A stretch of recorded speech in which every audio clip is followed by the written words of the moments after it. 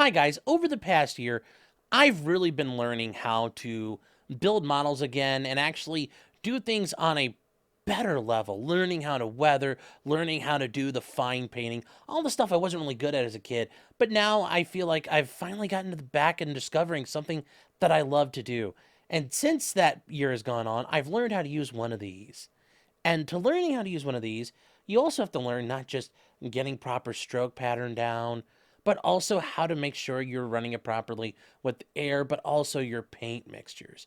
Making sure it's thin just right, making sure there's flow improver. I had to learn about that. And then with that, you end up going through a lot of this stuff. You end up going through a lot of acrylic thinner. And that starts costing a lot of money. And there are cheaper ways. And one of them is making it on your own. And after looking around, I found a couple different recipes, and they're all the same thing. But you can do this for pennies on the dollar. And I'll show you how I do it. To make thinner, you need a couple of different components, and these are mandatory. First, you obviously need water. Now, in this case, you need some sort of distilled water. Normally, you get it in jugs, but a gallon jug is not going to fit on the screen, so I've just got a glass if it's sitting here. But yes, this is, in fact, high-quality H2O. And then in addition to that, your other main component is going to be isopropyl alcohol, 99% isopropyl alcohol. Now, you can buy lesser percentages of it. Other people have said it kind of works, but isopropyl alcohol is available on Amazon. It's not hard to get a hold of, so why not use the best stuff you can get?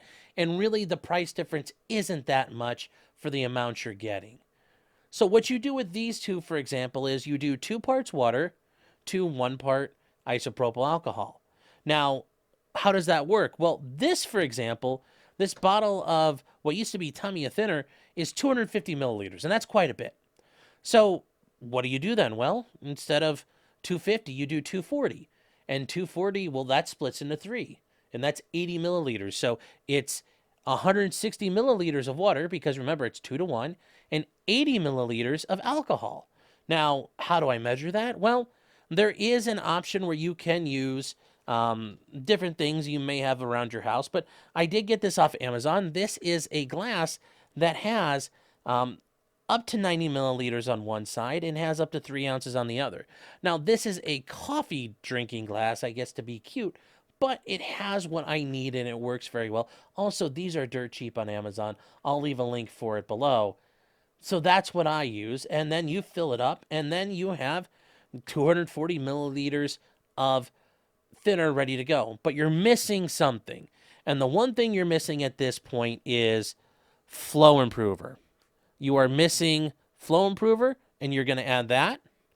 And then in addition to the flow improver, you are going to add some drying retardant. So you need those as well. So this is Vallejo airbrush flow improver. It's dirt cheap on Amazon, and this is Liquitex.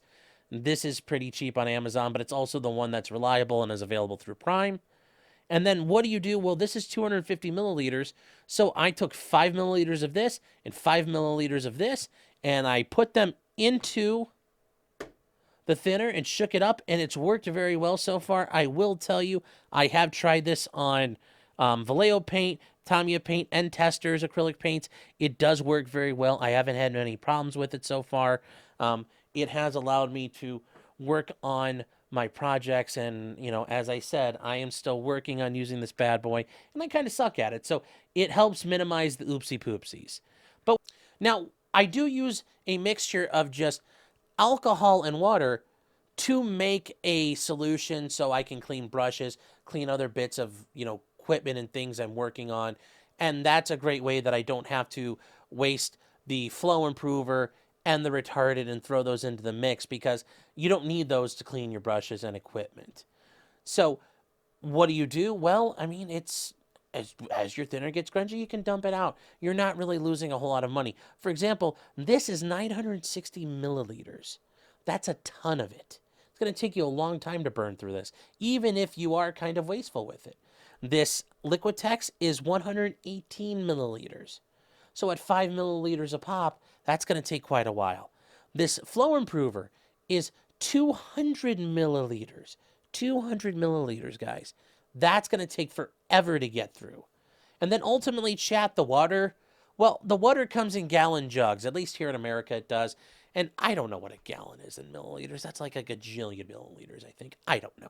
Either way, it's going to take you forever to get through a gajillion milliliters of water. And even that here, guys, at least in America, it's dirt cheap to get a hold of.